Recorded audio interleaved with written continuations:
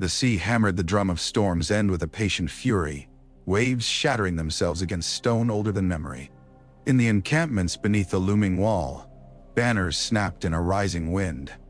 Golden roses and green stags, mailed fists and crab claws, a riot of color unsettled by the salt taste in the air. Torches fought the dusk and lost. Tents, bright as summer at midday, looked ragged in the edge of night. Catelyn Stark stood alone at the lip of a shallow rise and watched the two camps that had become one another's reflection. To one side lay the spreading silk of Renly Baratheon's green city, pavilions like domes, laughter muttering like a low brook where the wind could not reach. Music drifted now and then, the warm jape of a groom to his horse, the clatter of cups.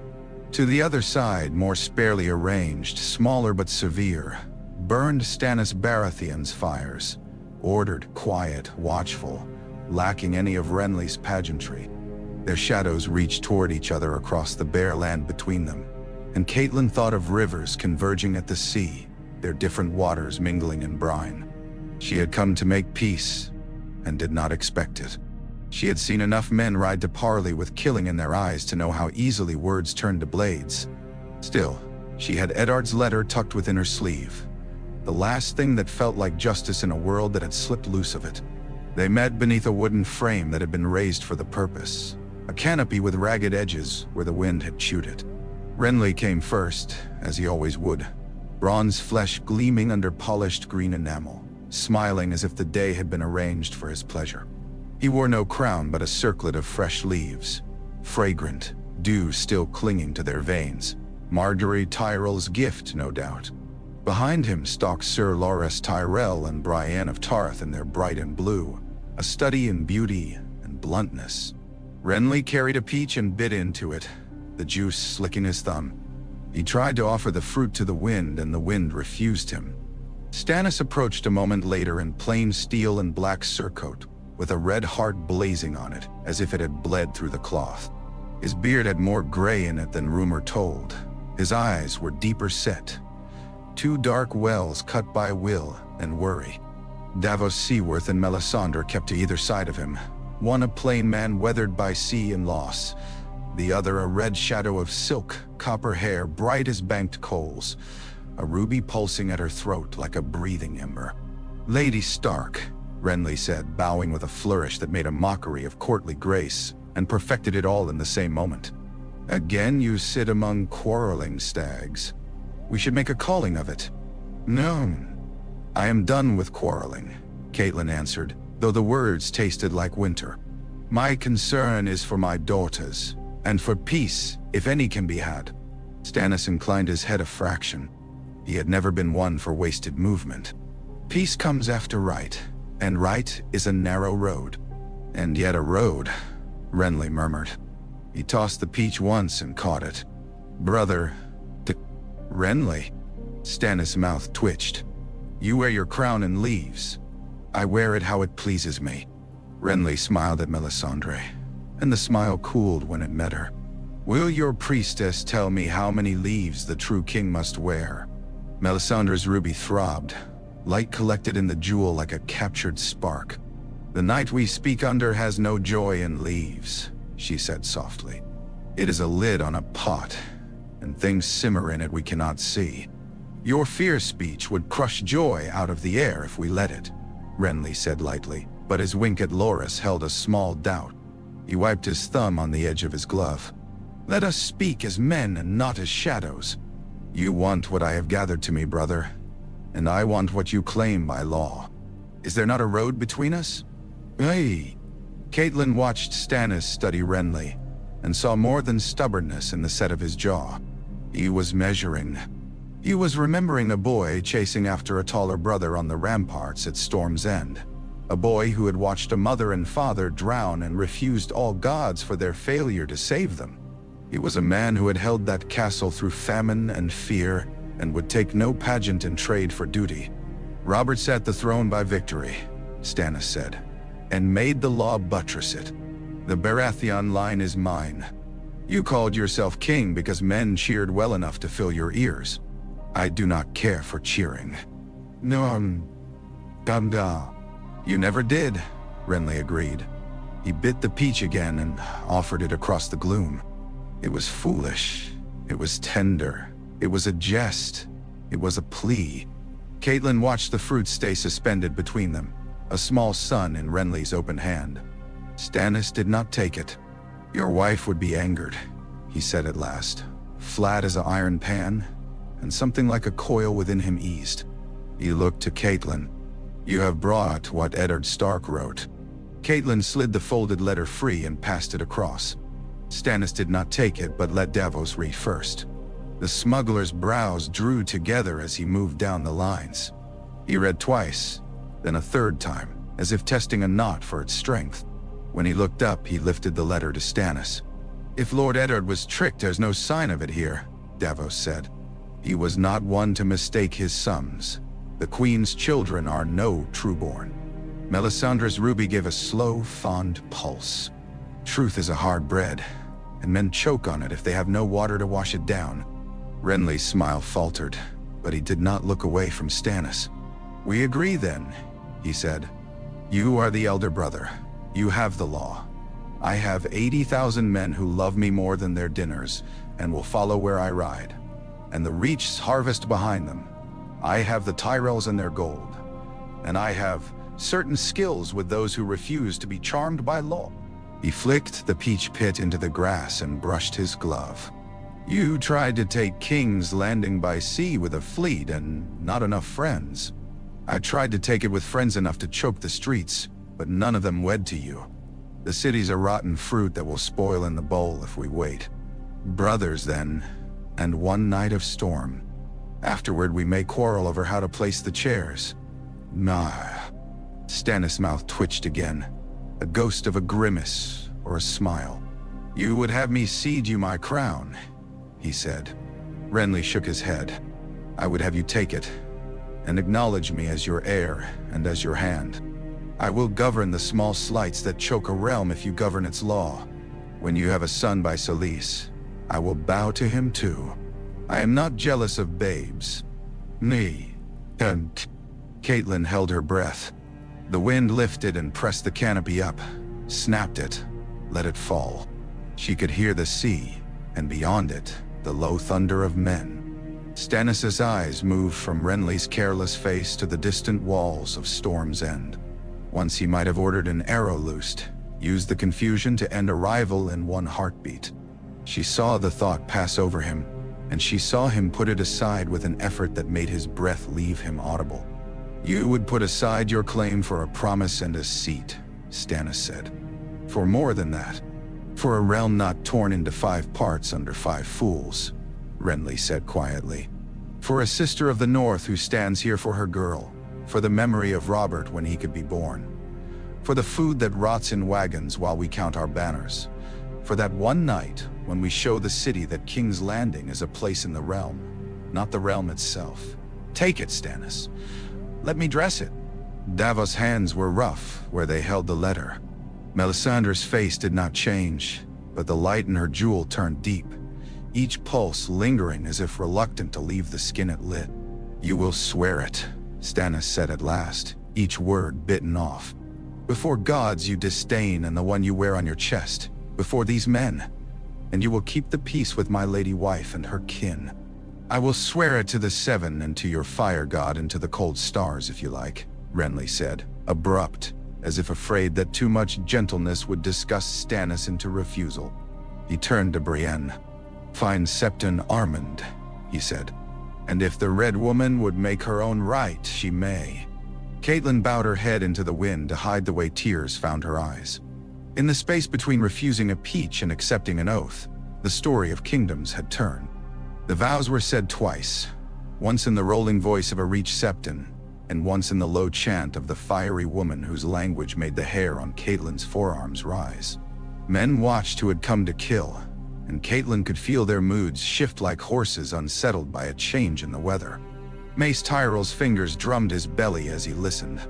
Loras stood very straight, and his beauty looked more like a blade than a mirror. Brienne had tears on her square cheeks, and did not bother to hide them. Davos looked toward the sea, as if measuring it, and Melisandre's ruby beat contentment. Then justice first, Stannis said, closing the final knot. "We ride on King's Landing. We ride soon. We take it." "In a single night," Renly said, and the words pleased him. "A storm to wake them from their sweet dreams." They bent to planning as night came down in full. Davos knelt over a rough map scratched with charcoal and a knife point, and Saladhor Saan leaned in with his gold teeth flashing in the torchlight, adding a winding of currents on the blackwater rush that only a smuggler and a pirate would know. Renly's captains argued over the landward gates, over ladders and rams and the lag of waking men. Stannis said few words, but said the ones that mattered. No sacks, no rape, no lawless killing. Men caught looting would lose the right hands that reached. Discipline would mark their kingship as surely as banners. Melisandre warmed her hands above an ordinary brazier and did nothing more. When Davos looked up at her uneasy, she met his eyes and said only, "Light will be our ally tonight, not the shadow." He almost thanked her and did not know why he wanted to. Catelyn thought of her daughters with each turn of the plan. Sansa with her courtly songs and careful courtesy that had become armor worn thin at the elbows. Arya with her wolf heart and sharp chin. If even one could be brought home, she would kiss the earth at Moat Cailin, would kiss the crooked stones of the twins, would kiss any road that brought them to her arms. She spoke once quietly of Maegor's holdfast and where a girl might be hidden, and the men listened to her without sneer or indulgence. Stannis' gaze flicked to hers and held it and dipped once, and she recognized that as courtesy enough. They broke before midnight and moved the way storms move, silently, until all is noise. Davos had wanted little boats and got them. 40 longboats low in the water, dark as drowned men, lashed to quiet hulls with wetted rope. Oars wrapped in wool so the oarlocks would not cry out. Sailors with their breath kept small. A stain of clouds smeared the moon, glad to keep conspiracy. The Blackwater lay ahead like a broad back. The city crouched against it in a tangle of walls and roofs and lights. Very beautiful if you did not have to live in it. Saladhor kissed his fingers to the dark and muttered a prayer to any god who would sell him luck. Davos touched the carved onion on his hilt, found the warm grease of the oil he kept to keep the salt out of the leather, and thought of his boys. He had them all still in this telling. He had not yet buried them beneath green fire. He had not yet watched his king become a drawn knife. He had hope, which a man as practical as Davos recognized as the most untrustworthy of friends. The river took them in. Davos felt the pull under his soles, the deep drink and discharge of the tide. He had run this stretch by night with cargoes the law would seize. Saltfish in famine years, bolts of Myrish cloth when Stannis had needed coin, letters he had never read. He knew where the mud rose like the back of a sleeping leviathan, where a boat would scrape and split if you did not give it the yard of water it demanded. He knew where the current made a mockery of a man's guess and would fling him under if he fought it. Ahead, faint as sparks clung to the inside of a dark glass, were the lights of watchtowers. The city's defenders had set chains on the fishermen's wharfs, and there were rumors of a heavier chain, a monstrous throat collar for the river itself, forged in the smithies on the street of steel.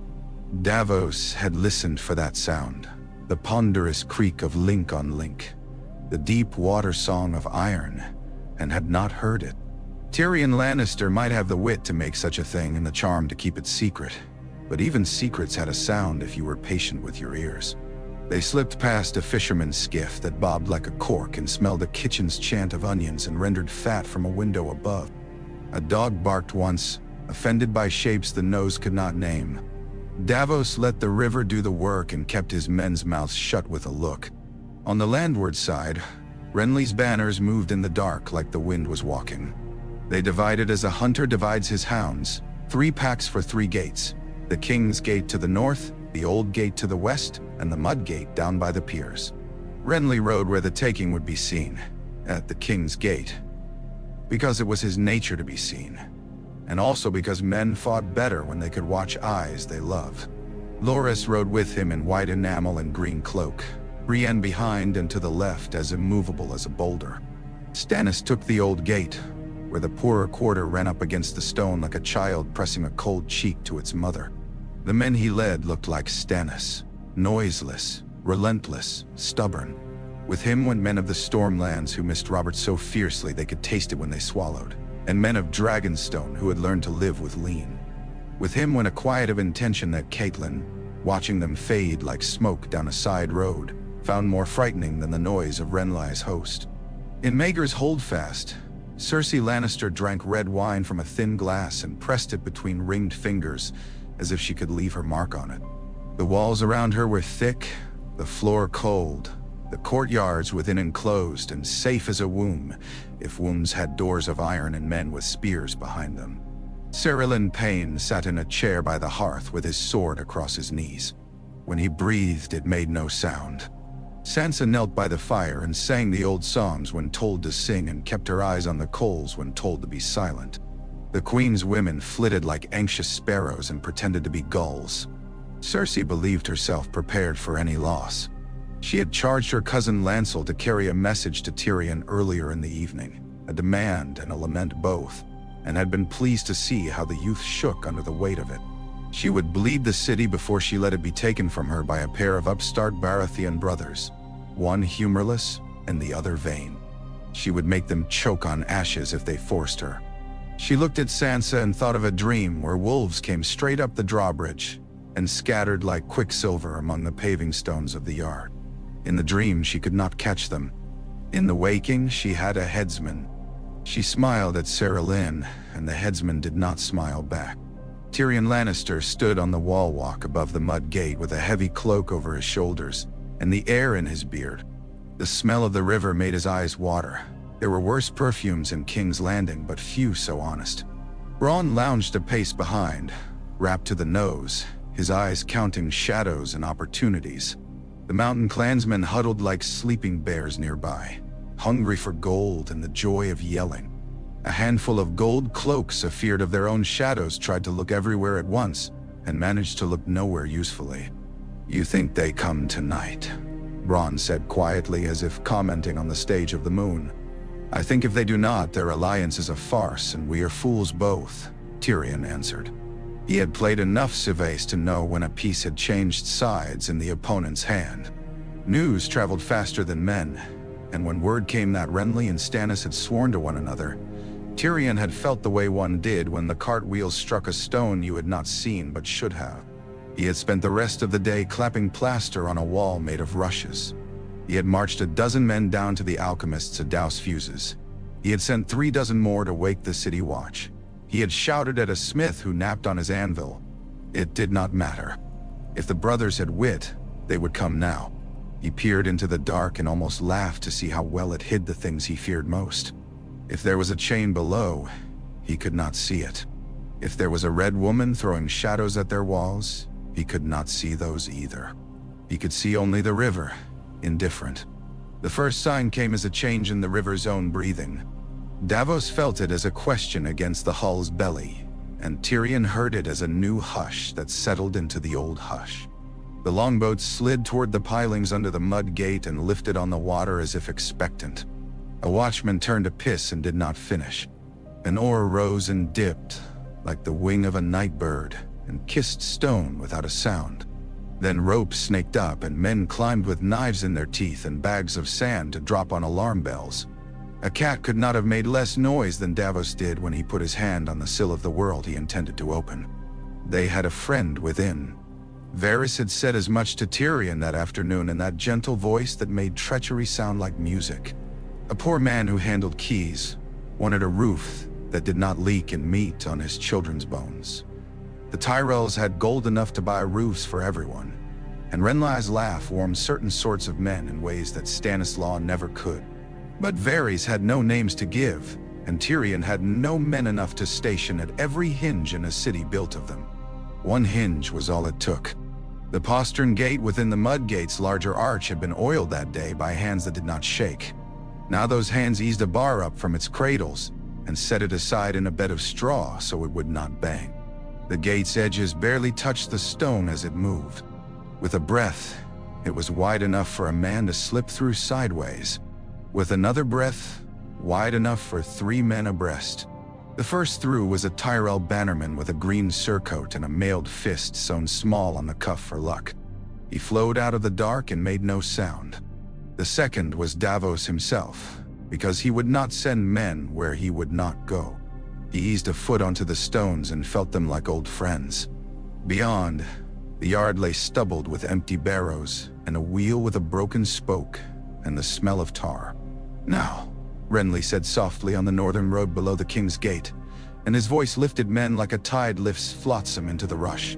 A ram rolled on its round shields. Grapnels spun and caught. Ladders hugged stone. He rode near enough that his men could see his face in the lamplight. They made a cheer of breath and saved their throats for climbing. At the old gate, Stannis put his shoulder to a wooden brace, as if it had personally offended him. He had no love for the romance of sieges. He had flour sacks stacked ready to throw into any fire and pails of water, passed hand to hand without a shout. His men knew that when his jaw worked like that, the gate would come down because he told it to. On the wall at the mud gate, Tyrion saw Davos' men only as shadows slipping into starker shadow, and felt the ache in a tooth he had broken years ago when some other plan had gone wrong. He chose an alarm bell and began to ring it himself to a rhythm he knew the gold cloaks would obey if they remembered their training and would misunderstand if they didn't. A confusion of sound rose instantly.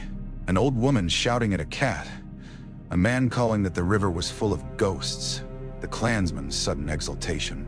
"If that's you, Varys," Tyrion murmured at the dark, "you owe me a better friend." They met in the yard like two hands clapping. Davos' men came over the sill as a clot, caught a handful of watchmen who looked more surprised than afraid, dropped them without noise, and rolled forward to the great gate's inner winch. A heavy chain speared up into the dark where the portcullis held. There was no great river chain here, but every gate had little ones that could be made to stutter. Davos took his knife to a cotter pin the size of a child's arm and breathed out when it yielded. One of his boys, Toth, the short one with a scar that made him look always apologetic, started to crow a victory and swallowed it when Davos' hand went to his throat. On the wall, Bronn had his men lie on their bellies and throw their knives like scalpels. Men screamed as if there had been no plan at all. Tyrion bellowed to the gold cloaks to stand, to fire, to do anything but shit themselves, and half of them obeyed, and the other half did in fact shit themselves, and that was the way of it with soldiers. At the King's Gate, a ladder tipped and men went tumbling like toys. Renly caught a shield thrown by some knight too eager to be art, and shoved it under a lad who had lost his footing. He laughed. He could not help it. He was alive where always he wished to be, at the very tip of the action where each small decision made a story. Loras went up the ladder at his side like a white flame, quicker than he should have been in full plate, and a Lannister man-at-arms who had thought to cut the ladder ropes instead lost his hand, because Brienne came in from the other side and took it neat at the wrist. At the old gate, a bar gave way with a splintering crack that made the men holding it leap backward. Stannis did not leap. He stepped in with his shield up, and the next arrow that flew thudded into the oak rim and quivered there. All its fury bled into wood. "Forward," he said, not loudly. And the men who heard him went forward because there were men behind them, and because they were alive now, and might not be if they waited to think about it. Cersei heard the bells and set her cup down with care. "The imp is ringing for his supper," she said to Sansa, who did not answer. "If he lives, he will crow. If he dies, well, crows still come." "Sing," Sansa sang. Her voice was clear and simple and carried a little comfort to itself for being obeyed. She sang of a maid and a fool, of mountains that wore snow, of summer meadows seen in memory. She imagined Arya could hear her across the city. She imagined her mother was riding towards her through lanes of sound. Cyrillin's sword lay across his knees, like a judgment not yet read. Once, when Sansa paused to drink a breath, he lifted it. The firelight wobbled on the steel. He put it down again, and the queen laughed once, without humor.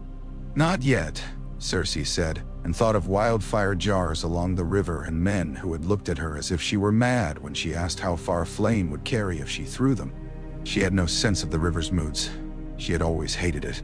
She decided not to open the jars. If she burned, she wished to burn pretty. Davos boats began to nose under the arch one by one like rats finding a hole. The portcullis rose enough to let them through. The wheel moaned. Toth shushed it, as if iron could take correction. On the wall, Tyrion saw the movement in the shadow and understood too late. He snatched at Bronn's sleeve to pull him back, and a quarrel from somewhere clacked off the stone where Bronn's head had been. "We need fire," Tyrion said. "We need water. We need any gods who are taking calls." "Your sister's got the gods," Bronn said, and jerked his chin toward the keep. "We've got knives." When the mud gate swung open for the river, the sound it made was not grand like a book's. There was no thunder of iron, no roar. The hinges shuddered and muttered, and then were silent. Boats slid in.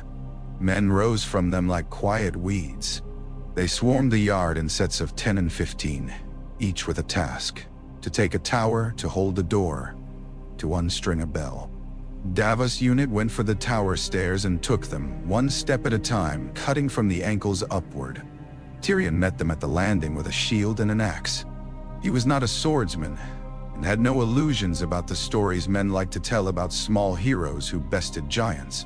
He was a clever man with a weapon in a tight place, and that counted for something.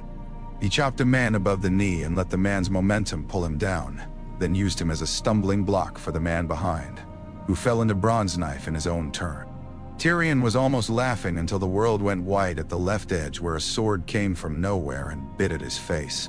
Podrick Payne appeared out of nothing like a shaken sheet and drove a pike into the attacker's armpit, and Tyrion found the laugh again, and then the taste of blood swamped it. He touched his cheek and looked at his hand and saw red. Podrick's eyes were as blank as a calf's. "Good lad," Tyrion said through teeth that wanted to chatter in fear.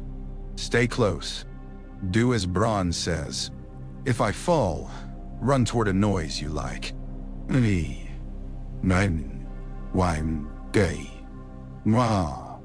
the king's gate, the ram boomed a rhythm that made men fall into step with it without thinking. Renly was everywhere at once. The gate's lip, a ladder's top rung, the elbow of a standard-bearer who looked ready to faint, and that was a lie, of course.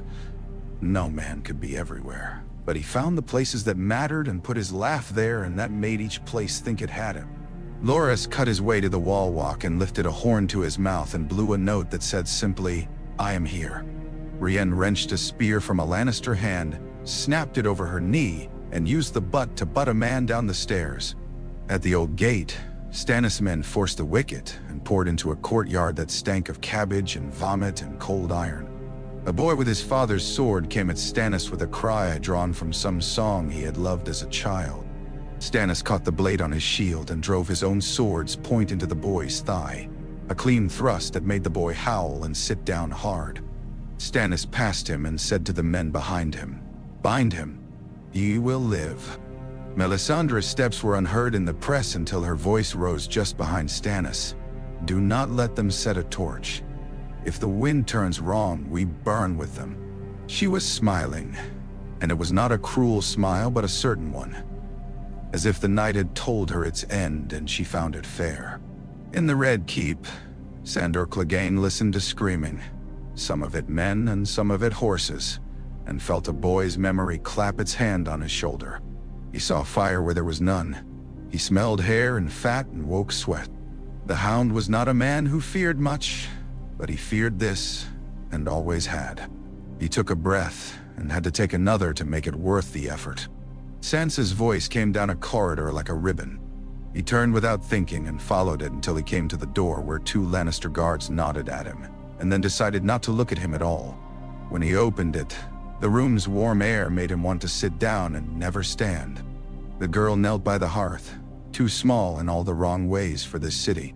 Her song broke when she saw him and then started again because she had learned to keep singing even when her heart stuttered. "Little bird," the Hound said roughly. "Run." She blinked. She had learned to be careful with her face, to smooth it like water. Now surprise bent it. "I can't," she said. "The Queen." "The Queen has a headsman," Sandor said. He glanced at Sir Lynn, who did not seem to notice being spoken of. "I have a sword," I will kill anything puts a hand on you until there's nothing left to kill. Do you understand me?" She did not. She stood because he was command in boots, because she would have stood for anyone who spoke in a certain voice. Because somewhere far away she knew that if this was a madness, it was the kind that could save her. "My lady's maid," she began, and Sandor growled. "A cloak will hide you better than a maid," he said. "Sing if anyone asks where we go. They will not stop a song." Cersei heard the movement and let it go. She drank and watched the ruby on Melisandre's throat in her mind, though the Red Woman was not here. She wondered if it hummed like a beehive. She wondered if it was warm to touch. She thought of Jaime and her mouth went bitter. She thought of Joffrey and felt a curious absence where a mother's fear should be. She did not ask herself if she were monstrous. She knew she was a lion. The Mudgate belonged to Davos now. He had spilled his luck carefully like oil in front of him and stepped on it without sliding. He lifted the lantern he had told his lads never to light until the door was theirs and lit it, and the flame looked so small in that space it almost made him laugh. He handed it to Toth and barked, "Signal!" And the boy jogged to the edge of the wall walk and covered and uncovered the light in a pattern that would look like nothing to anyone but men stretched in a line along a reach of river, waiting to come in. On the northern side, Renly saw the answering twitch and raised a hand. Trumpets called once, and then were silent, which was the signal that mattered. Somewhere in the dark, Mace Tyrell had tears in his eyes because music did that to him. His men set their shoulders and pushed and pulled until the king's gate shrugged like a great beast, and the hinges sang. And then the mouth opened and the green host's tongue rolled into the city. Tyrion found he was sitting against the wall with his legs stretched in front of him and his left cheek leaking steadily. Podrick was kneeling, looking as if he hoped praying would grow out of him like hair. Bronn had wiped his knife on something and had not bothered to remember what. "We've lost the gate," Tyrion said. "Well, this will simplify things. We can still bloody noses," Bronn answered. "Oh, I intend to bloody as many noses as noses present themselves," Tyrion said. "Let us go complicate someone's life." They made their way down the inner steps, slanting around a knot of Renly men who were laughing in surprise to find themselves alive.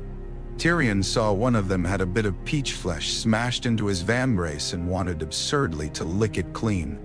He clapped the thought aside. Stannis reached the street of bakers and halted his men because the smell of hot bread made them stupid with hunger. He let them breathe it and then said, "Later," and they believed him. He peeled a few with a hand signal and sent them down an alley as if he were flicking crumbs to birds. He did not need to shout. His voice carried like a fact. They pressed the Lannister men inward. The Gold Cloaks did what they always did. They picked a side to live on. The mountain clans were as astonished by the size of the city as the city was by the size of them. They took to leaping stairs in 2 bounds and discovering courtyards, and then getting bored of courtyards and leaping more stairs. Tyrion found that if he could aim them like thrown stones, they were very useful stones indeed. Renly pushed down the king's way with banners flaring above him. Even at night, men recognized him and cheered. Some threw shutters wide and called his name like a lover's. He had thought often about how he would ride into King's Landing as a conqueror, thinking of daylight and petals and girls with their hair unbound. But there was a kind of beauty in this too.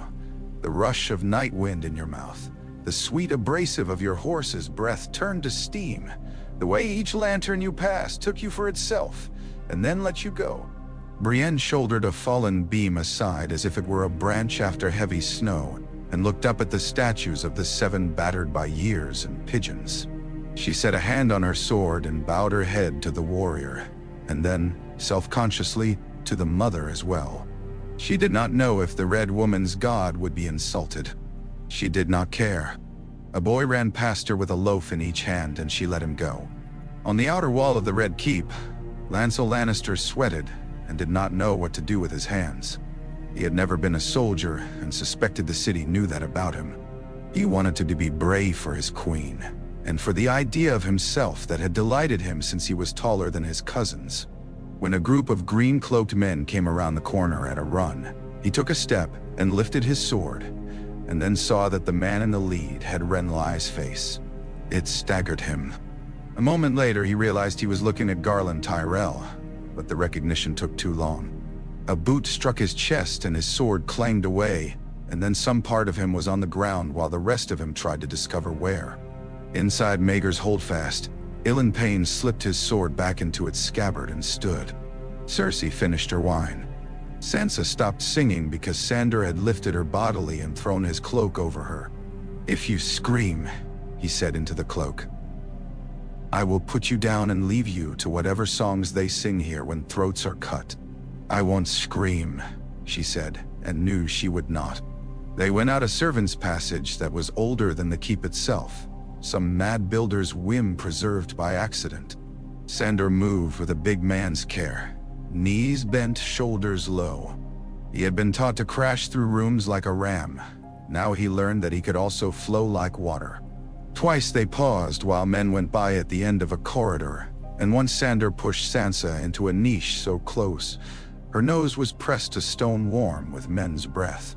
She wanted to be brave, and found that she could be for at least the length of her own breath. Cersei smiled at Sarah Lynn placidly and resisted the urge to smash the glass and cut his cheek with it. It was alluring, the idea of drawing blood that would redden even his quiet. She clasped her hands and watched the door. She had expected the brothers to go for the mud gate. She had expected Tyrion to ring bells. She had not expected to feel so calm. When the door did open, it was not a storming enemy but Varys, who drifted in like a soft pink cloud and folded himself into a bow. "Your Grace," he murmured. "Events move with a dancer's lightness tonight." "And whose music do they dance to, Varys?" she asked. "The realms, if any," he said. And she smiled, because even now he would not answer straight. Davos met Stannis outside the Street of Steel. He had blood on his sleeve and none on his hands and did not know how that could be. "Mud Gate is ours," he said. "Old Gate is ours," Stannis answered, pushing a fallen man's shoulder with his boot to see if the man would groan. The man did not. "The King's Gate?" "Renly lives," Davos said, as if that was the same thing. "It often is." Stannis tilted his head to the wind. "We go to the Red Keep. No burning. If I smell pitch within a street of it, I will hang the man who carried it." "The Red Woman has said enough for tonight," Stannis said. "Come." They met Renly halfway along the King's Way, and for a moment the brothers faced, green and black, and the world paused to look at them. Renly's grin was bright and bled away only when he saw the blood on Stannis' sword hand. He touched his own cheek, then laughed, embarrassed to find himself checking for invisibly princely cuts. "We look like men," he said. "It's an improvement." "We are losing men at the King's Gate," Stannis said. "Your green boys fight prettily and die when they are cheered. Reinforce them with ugly men." "Nay." Renly nodded and sent Loras with a gesture, and Loras went because this was war and not a tourney. The climb up Aegon's high hill felt longer than Stannis had allowed for. Streets narrowed and twisted because they could, because the men who had laid them had hated being told what to do by any king, dead or living. Doors opened a crack and small eyes watched and shut again. An old woman tried to press a basket of stale rolls on Stannis, and he shook his head once, and she nodded, as if they had discussed other things. At the outer wall of the Red Keep, they found resistance finally worthy of the word. The men who stood there were veterans of 10 Kings' hungers. They knew when to hold and when to run and had decided to hold because behind them lay more doors and more chances to hold again. Arrows rattled like seeds in a gourd. Boiling oil threatened to singe the hair from a man's arms. Melisandre hissed at the heat and smiled at it in the same breath. "A little fire is a friend," she said. "A great fire is a god. We will have the little kind tonight." "Money, and I know." Renly's men threw up mantlets and surged, rested, surged again. Stannis' men made a wedge and drove it forward foot by foot. Davos found himself beside a man with a hawk's beak of a nose who had lost 2 fingers long before, and fought as if his hands were only an excuse to get his arms close to an opponent's body. "Name?" Davos asked, because sometimes a name kept a man on his feet. "Rolland Storm," the man grunted. "Bastard of Night Song." Davos Seaworth, Davos answered, and they struck together like a hammer and anvil. Tyrion and Bronn fetched up at a side stair where the stone had been worn into a shallow bowl by thousands of feet and stared at a wall of green surcoats. "This way," Bronn said, but a shape filled the space. Huge, ugly, drunk on something that wasn't wine. Sir Meryn Trant swung a spiked mace in a lazy arc that made men reconsider how urgently they wanted to get past him. Bronn slid left and Tyrion slid right, and Podrick uncoiled like a spring between them and jabbed with his pike and took Trant in the throat, lucky as a saint.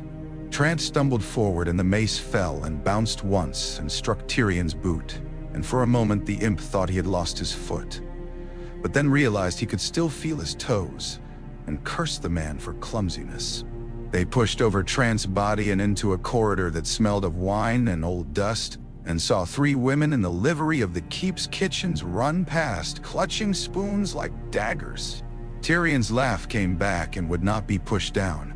"We deserve to be conquered by men whose cooks run toward the sound of fighting," he said. "Come, Pod. Let us see who sits on the throne." Men. The doors to the throne room had been shut when the night began. Now, they were not. Renly's men shoved them wide, and the breath in that space made them all pause. It smelled of metal and wax and tapestry dust and importance. The Iron Throne sat with its 1,000 swords laid on it, and looked less like a king's seat than a lesson someone had forgotten how to read. Joffrey stood before it with a sword in his hand much too long for him, and for an instant he was not monstrous, but a boy whose mother had told him he was a dragon. Cersei stood half a step behind, her face untroubled. Sir Boros Blount limped at her right, Sir Mandon Moore at her left, and between them a handful of household knights with knees that trembled. "Lay down your sword," Stannis said, walking forward into the room like a man stepping into his own kitchen. He did not raise his voice. The words carried because the room had been made to carry king's commands, even if the king speaking was not the one it had been built for. "Traitors!" Joffrey shrieked, and the word bounced off stone and came back to him smaller. He swung the sword in an arc that would have taken off a man's head if a man had been as tall as Joffrey's chin. Cersei put a hand on his shoulder and steered the sword point downward. She smiled with her mouth, and not with her eyes. "Stannis," she said, and the name had wine in it and scorn. "You have come very far to die." "I have come a shorter road than you think," Stannis answered. "Kneel, woman, die." Renly came up on Stannis' right like a bright thought. He lifted a hand as if he would clap his brother's shoulder and did not. He took in the room and all its actors, and his eyes found Sansa's absence and lingered a heartbeat. Then he let himself enjoy, privately, what it meant to come into the room alive when so many plays written for him had him dead before the curtain rose. Cersei did not kneel. "He is the king," she said, tilting her head toward Joffrey. "Your head will look very well on the wall, Stannis. It is a wall that deserved a better head than Ned Stark's and did not have it." Tyrion slid in at the door as if he were late to a comedy and was surprised to find himself in a tragedy. He looked from Joffrey to Stannis to Renly to Cersei and felt the twinge in his cheek and the ache in his heart that told him life had gotten what it wanted from him tonight. He could not save the city. He could save a shape of it. He moved to stand behind the brothers as if he belonged there, and Bronn, being clever, came with him. "You would give me another head, Cersei," Stannis said. "We have had too many heads on walls and too little sense in chairs. Joffrey is no king. He is the fruit of a lie, the proof of your shame. I will have him alive to try him." "No, that is law," Melisandre said sweetly from the back, and if the sweetness had an iron aftertaste, no one turned to spit. Cersei's mouth twitched. "Do as you will," she said to Sir Mandon, and Mandon moved like a snake. His sword flashed toward Tyrion's throat, because some men could not leave a game unfinished. Podrick moved without thought and shoved Tyrion sideways, and caught Mandon by the leg so that the knight's cut went wild. Bronn's knife made a short new mouth in Mandon's throat. He stared down at it like a man reading a riddle and folded. "You little bastard," Tyrion said to Podrick hoarsely, and then, because it was truer, good lad, Joffrey screamed for someone to kill someone. No one moved for a long heartbeat. Then Sir Boros threw down his sword because he was tired and his knees hurt. Sir Lancel stumbled in, bloody and pale, and tried to stand upright and failed. The household knights looked hard at the floor between their feet and found nothing written there to guide them. Cersei lifted her chin, walked to the throne, and set her hand on one of its knives. "I will not be dragged," she said conversationally to no one, and some part of the room that loved Thader admired her for it against its will. "Lady," Renly said gently, "be wise today. There will be other days to be proud." There was a long stillness. The room breathed. Then Cersei closed her eyes and opened them and nodded once to Cyril in pain, who had come in behind Varys as quiet as smoke. He lifted his sword as if for a dance and then lowered it and put it away. Cersei's mouth tightened. Her pride was an animal that did not accept the bridle easily, but she was not mad enough tonight to throw herself against a wall. She turned to Joffrey and bent and kissed his crown of hair. "Kneel," she said. He would not, and she took him by the wrist and shoved, and he did, but not to anyone's satisfaction. When he had his knees on the tiles, he tried to spit at Stannis and his spittle dried on his lip. Stannis looked as if he would like to cut tongues, the boys and other people's. Instead he said, "Joffrey Baratheon, you are under arrest for false kingship and murder.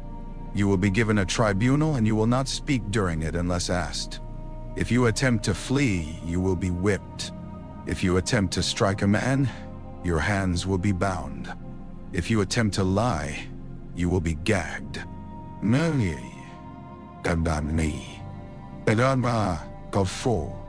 "It is not as graceful as it could be," Renly observed, sotto voce. "It will serve," Stannis said. Later, when the city had been pried open like a stubborn oyster, and the meat of it deemed safe to touch, the brothers walked together along a parapet of the Red Keep. Dawn made the stones pink. The black water smoked where torches had met it. Bells were ringing now for joy, and for inventory, and for the dead. "The men love you," Stannis said without envy. "They will love you when they have learned you," Renly answered, and did not press the unlikeliness. "Catelyn Stark will want her girl," Stannis said. "I have given orders to treat her as an honored guest if found. The hound seems to have slipped out with her." "Find them," Renly said. "If you want a North at peace, give their mother back her daughter. Give them both if you like.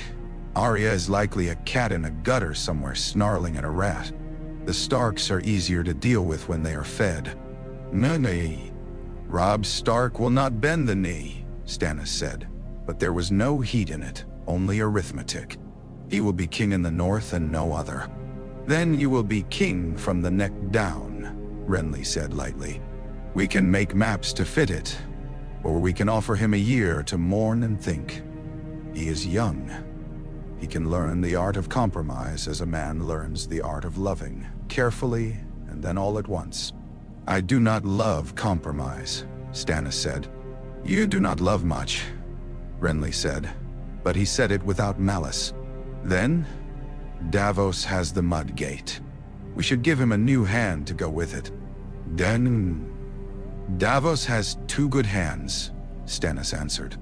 "Ah," Renly said, amused. "The other one then." They fell into silence. Men below them shouted happily or angrily, and the city went about becoming theirs. The Tyrells sent carts into the poorest quarter piled with bread that had been baked hard to keep, but could be softened with broth. Margaery Tyrell herself moved through a lane of fishwives and soldiers, smiling without condescension, wrist-deep in children. She had the sense to move with a guard that looked like footmen, and were not. When some man too proud or too hungry tried to grab what was not given, she let her guards teach him about lines and cups and shame, and then had him fed anyway. Catelyn found Sansa at midday. Sandor had gotten the girl to the sept on the Hill of Rhaenys, reasoning without knowing he was reasoning that the Seven would claim neutral ground whether they wanted it or not. He had sat with his back to the door and his sword on his knees, and had watched while Sansa slept like a child who has been permitted to stop being brave. When Catelyn walked through the door, The girl woke with her mouth already forming her mother's name. And then her mother's hands were on her, and the name came out as a sound no court would recognize, but every mother would. Sandor rumbled, "There!" and stood and left. And when a Tyrell footman tried to stop him, he pinched the man's collarbone and set him aside with a grunt that said the world was too much trouble. Catelyn could not stop touching Sansa's hair, her face, the lids of her eyes. She looked older, not in years but in tightness. "We will go home," Catelyn said, and was surprised by her own certainty. "We will go." "Father?" Sansa asked. Catelyn pressed her mouth to her daughter's brow, and did not lie, and did not say the truth yet either. "Home," she said again, and the word had the shape of a prayer. "Soon." In the throne room that afternoon, Stannis sat the Iron Throne. It did not cut him, though he had expected it to. He had dreamed of the seat only as a problem to be solved. Now that he sat on it, he found it was not so uncomfortable as advertised, and did not know whether to be disappointed that the stories had been wrong, or shamed that he was the man the stories failed for.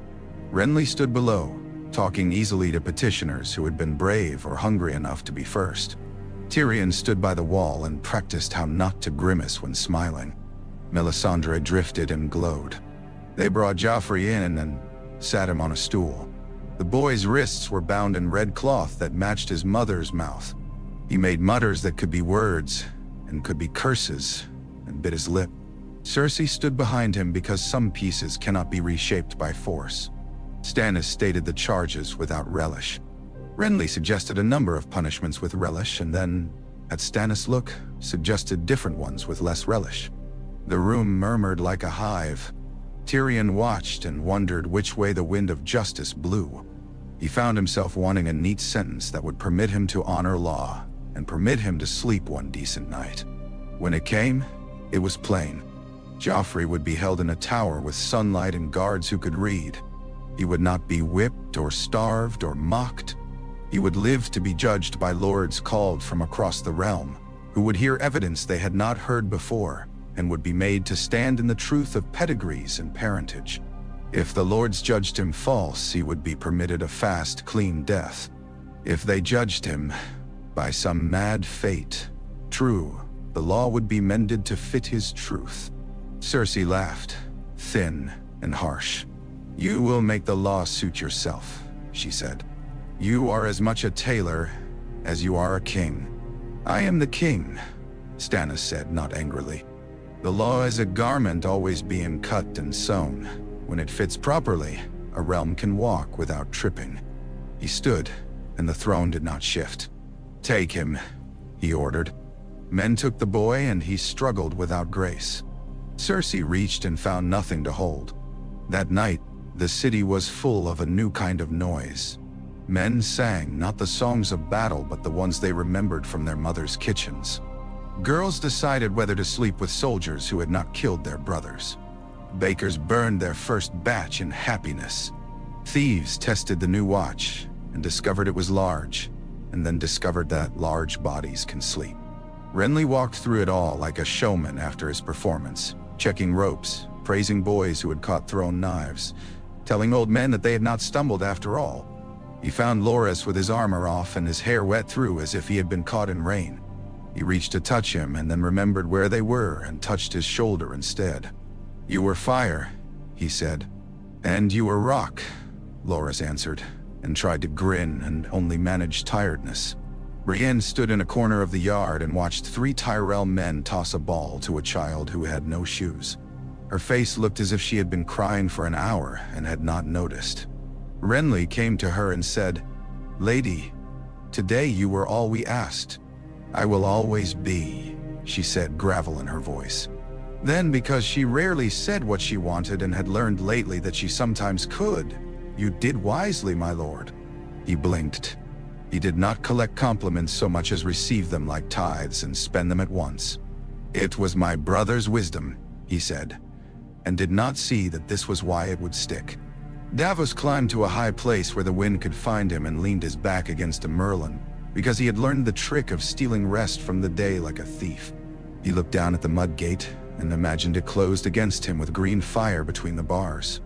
He looked up at the red woman where she stood in another place and imagined her flame uncoiling and making a sword. He would not speak of it. He had his king living and his boys sleeping, and those were miracles. Melisandre watched the stars rise and said in a voice too soft to be heard, "Light has many shades." She looked at Renly and saw warmth and appetite and an ambition that could be tempted to burn. She looked at Stannis and saw iron struck until it glowed and then cooled before it became bellows blown. She looked at the city and saw children who would not wake because a door had not held. She grieved for them and did not. "Roar counts," she murmured, as if making bead by bead of the night's souls. In the morning, a raven went north carried by a man who had once run letters for smugglers and now ran them for kings. It held words for Robb Stark written in a hand that had taught itself not to shake. Sansa under protection. Arya sought. King's Landing taken in one night without sack. An offer to treat on matters of peace and border and trade. It was signed Stannis Baratheon by his own hand. And beside it Renly's name curled as if it had been drawn by a boy in love with his ability to write. Catelyn added one line that made the sexes of men Irish with tenderness. "Come if you can. Bring winter cloaks." In the west, Tywin Lannister received other ravens and ground his teeth, and turned his horse and counted days and bridges. In the south, Margaery's grandmother began to write a letter of advice so long it would need a cart. In the east, at Dragonstone, Selyse Florent crossed herself with thumb and forefinger, and did not yet guess she would be required to smile at a woman whose roses could choke. And in King's Landing, life began again with different banners and some of the same hunger. The small folk learned a new word to mutter when they scolded their children. Stannis, stern as a stick, and their children learned to adore another, Renly, bright as a fair. Men who had fought the night before learned to stand in lines for bread and not elbow their neighbors, because boys with Stormland sigils would crack you across the knuckles with their staves if you did not. Women learned how to flatter a new set of guards and situated their market stalls, where the new sun of the Tyrells warmed the cobbles. The alchemists went back to their jars with a shiver and a sigh. The Guild of Smiths presented Stannis with a workmanlike chain link shaped into a circlet, and he told them to melt it down for nails. Tyrion slept one night with his head on a desk and woke with a quill stuck to his cheek, and smiled despite everything. He went to see Sansa, and brought with him a pastry shaped like a swan, and turned at the door when he heard Catelyn's voice inside. He did not wholly trust his eyes and was growing tired of that. He went instead to the hall to watch law being made and thought, not for the first time, that he had been born to do this. To stand in the shade between two men who were too much themselves and make a kind of road that other men could walk without dying. Renly took joy where he found it, in a boy who had never seen the sea and now could not stop staring at it, in a knot of girls who let him braid a ribbon into their hair, in Stannis' grudging allowance that bread must be given soft to women who had lost their teeth. He wrote to Highgarden that the city was theirs in all the ways that mattered, and none of the ways that would insult a brother. He wrote to Mace that Margaery should come when he called, and to Olenna that they would eat together in a tired kitchen and say truths too spicy for the court. He wrote to Loras nothing and said everything at night with the back of his hand against Loras' hair. Stannis looked at a map until it blurred, and then closed his eyes and saw it anyway. He committed to memory the sound the city had made when it had yielded. He promised himself to remember every man he had had to execute in the first week, because discipline is a story you have to tell in blood sometimes, or men do not read it. He set himself to writing to the lords who had not come yet, and would need to be coaxed or frightened. He thought of a boy he had not yet begotten and how he would tell such a boy what a king is. Davos sat on the mud gate and ate an onion with bread so hard it scraped his gums, and Toth came and sat next to him, and they fielded insults from men on their side and men on the other, because that is how men tell you they do not want to cry. Davos thought of his wife and the way she would scold him for not taking salt with his onion, and smiled into the wind. Melisandre stood at the edge of the river when the light was ripe and breathed like a woman who has just run in laughter. She considered sending fire into the water as an offering, then shook her head. This night had been a night of small flames and small mercies, and her God was large enough to accept that when it pleased him. When evening came, the brothers stood again on the parapet. The city burned now only with hearths and lamps. The sea made its old music. "We will be argued about," Renly said. "All kings are," Stannis answered. "I meant by the poets," Renly said lightly. "They will say the night we took King's Landing was a fairy tale. I will correct them if they forget the blood. Now, Adi." "There was little enough of it for a siege," Stannis said, and the words were the closest he would come to admitting he was satisfied. Renly leaned on the stone. "We did not settle who it belongs to after," he said softly. "This, the city," Stannis said. "The realm, me." Renly smiled. "You, yes, and after you. Have I patience to be the best hand a brother ever had?" "You have patience," Stannis said dryly. "You employ it when it puts you in men's beds, and at the head of their tables, and in their songs. Employ it here." "No." Renly laughed, pleased to be seen. He looked down at the city that would call him lord in the way a lover says a name. "Only one night," he said, more to the city than to his brother. "We promised ourselves one night." Stannis did not answer. He watched a lantern bob across a courtyard and thought of the next morning and the next. He set his jaw. He had discovered one night could change a kingdom. He would see what 1,000 could do. And the wind off the Blackwater rolled up the hill and carried with it the smell of fish and fire and bread and bodies. And King's Landing breathed, and for the first time in a long while, it did not feel like a man sleeping with a knife under his pillow. It felt like a man with a scar remembering the fight that had made it and deciding it would not have him.